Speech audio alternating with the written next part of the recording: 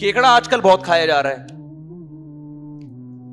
حنفی لوگ بھی کیکڑا کھا رہے ہیں. جب ان سے دلیل مانگو تو کہتے ہیں قرآن میں آتا ہے کہ احل لکم صید البحر, کہ تم پر سمندر کا شکار حلال ہے.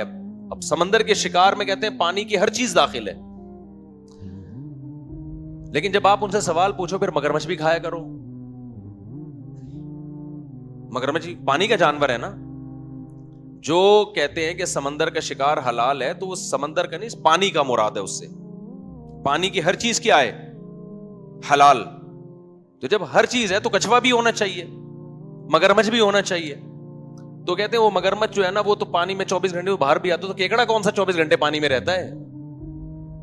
کیکڑا بھی پانی سے باہر بھی آتا ہے, پانی کے اندر بھی. اب یہ تحقیق 2 لفظوں میں ان کی ہو گئی ٹھوس. جتنی غبارے میں ہوا بھری ہوئی تھی نا وہ ایک ہی دفعہ میں, جو صبح شام ابو حنیفہ ایسے فلانا ایسے, میں قرآن کو مانتا ہوں, میں حدیث کو. ابے تو کیکڑا کھانے کے لیے صرف قرآن کو مانتا ہے, باقی تو قرآن کو نہیں مانتا. سمجھ میں آ رہی ہے بات کہ نہیں آ رہی ہے؟ تو اپنی جہالت کا تو اعتراف کر کے یار دیکھو, جو امام شافعی کو فالو کرتے ہیں نا, امام شافعی کو, وہ کیکڑا کھاتے ہیں. ان سے پوچھو کیوں کھاتے ہیں, وہ کہتے ہیں یار ہم جاہل لوگ ہیں بھائی, اتنے بڑے امام مجتہد ان کی تحقیق ہے, ہم اس تحقیق پر اعتماد کرتے ہیں, وہ بچ جائیں گے.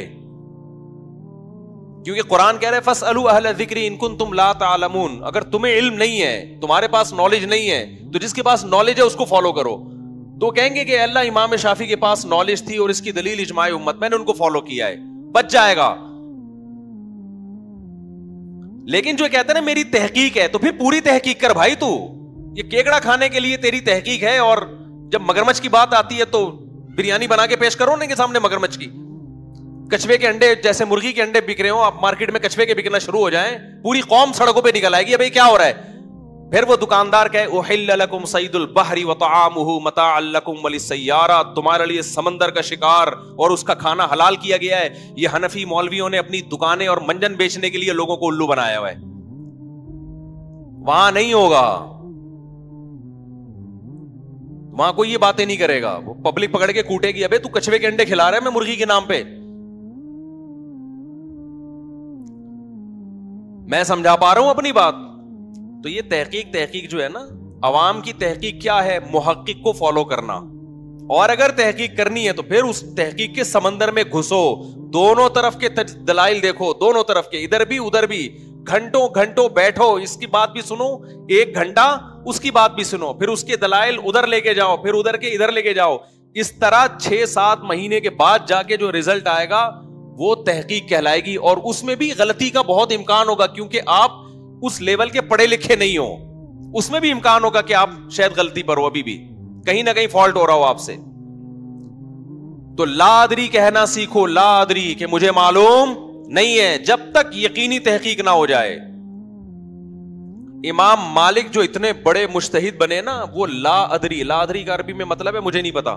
وہ اتنے بڑے عالم بنے نا یہ کہہ کے کہ مجھے معلوم نہیں ہے. جب انسان مان لیتا ہے نا مجھے معلوم نہیں ہے, اس کے بعد اس کے لیے علم کے دروازے کھلتے ہیں, سیکھنے کے دروازے کھلتے ہیں. جب آپ کو یہ فیصلہ کر لیا کہ مجھے معلوم ہے, تو جس کو پہلے سے پتا ہو کہ مجھے معلوم ہے وہ سیکھتا ہے. مجھ سے کوئی کہے کہ جی آپ مفتی صاحب اردو سیکھو, میں سیکھوں گا؟ بولو نا, نہیں سیکھوں. میں کہوں گا یار میں اردو اسپیکنگ ہوں, میں اردو گھرانے میں پیدا ہوا بھائی, میں کیوں سیکھوں؟ کوئی کہے انگلش سیکھ لو, امکان ہے کہ میں سیکھنا شروع کر دوں. کیوں؟ میں مانتا ہوں یار میں انگلش میں ایکسپرٹ. بولتے کیوں نہیں؟ تو یہاں امکان ہے کہ شاید سیکھ لے. لیکن اگر مجھ سے کوئی پوچھے مفتی صاحب انگلش سیکھ لو, میں کہوں میں ایکسپرٹ ہوں, مجھے ضرورت ہی نہیں. اور دلیل کیا ہے؟ دلیل یہ کہ مجھے انگلش آتی ہے, اور اس کی دلیل ہے this is a boy, this is a girl, اور دس از بیچ کا. آج کل ایک نئی جنس بھی آ گئی ہے, this is between boy and girl. یہ والی گلابی انگلش بولنا شروع کر دوں. آپ کہیں یار یہ کیا بول رہے ہو یار, جو ریممبر تھا مجھے فارگیٹ تھا, وہ کیا ہے پورا پہلا مصرع یاد نہیں یار. ہم جسے, ہاں جو ریممبر تھا مجھے فارگیٹ تھا, ہم جسے سمجھے تھے دس وہ دیٹ تھا.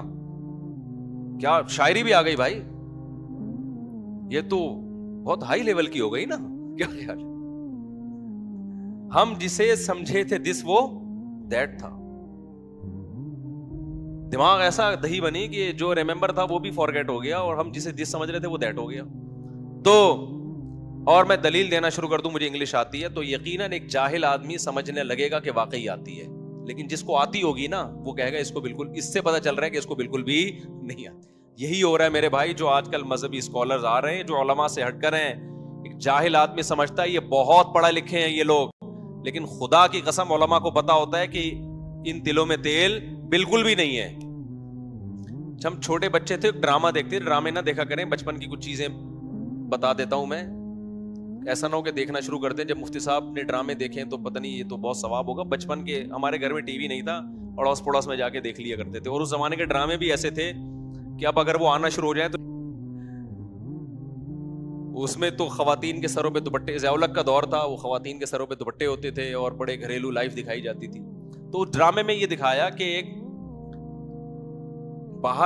باہر سے نا ایک لندن سے کوئی بندہ آیا کسی گاؤں میں، اور گاؤں میں دیسی لوگ ہوتے ہیں، اب وہ باہر سے جب آئے تو انگلش کے الفاظ بہت استعمال کرتا تھا۔ تو جب جو گاؤں کا وڈیرا تھا یا جو بھی تھا اس کو شرمندگی ہوئی، تو یہ طے ہوا کہ دونوں کا مقابلہ ہوگا کہ کون زیادہ اچھی انگلش بولتا ہے۔ اب جو لندن سے آیا تھا وہ تو فرفر انگلش بولتا تھا، اور یہ جو گاؤں کا دیسی تھا جو بھی وڈیرا تھا، اس کو کہاں انگلش آتی بیچارے کو۔ اب جناب دونوں آمنے سامنے آ کے بیٹھے کہ جی انگلش کا مقابلہ ہو رہا ہے۔ ہونا یہ چاہیے کہ ان دونوں کے مقابلے کے لیے جس کو ثالث بنایا جائے، جو فیصلہ کرے گا کہ ان میں صحیح کون ہے، وہ بھی تو ایکسپرٹ ہونا چاہیے نا، یا وہ عوام فیصلہ کرے گی جن کو خود انگلش نہیں آتی؟ ایکسپرٹ فیصلہ کرے گا نا۔ بٹھا دیا عوام کو، عوام فیصلہ کرے گی کون صحیح انگلش بول رہا ہے اور کون غلط۔ عوام کو انگلش کا ایک لفظ نہیں آتا، اور جس کو ثالث بنایا ہے فیصلہ کرنے کے لیے اس کمبخت کو بھی انگلش نہیں آتی تھی۔ اب دونوں کے مقابلے شروع ہوئے نا، یہ پورے انگلش میں پورے الفاظ بول رہا ہے۔ الفاظ کے دوران اس نے جگ کا لفظ استعمال کیا اور گلاس کو انگلش میں گلاس ہی کہتے ہیں، جگ کو بھی جگ کہتے ہیں۔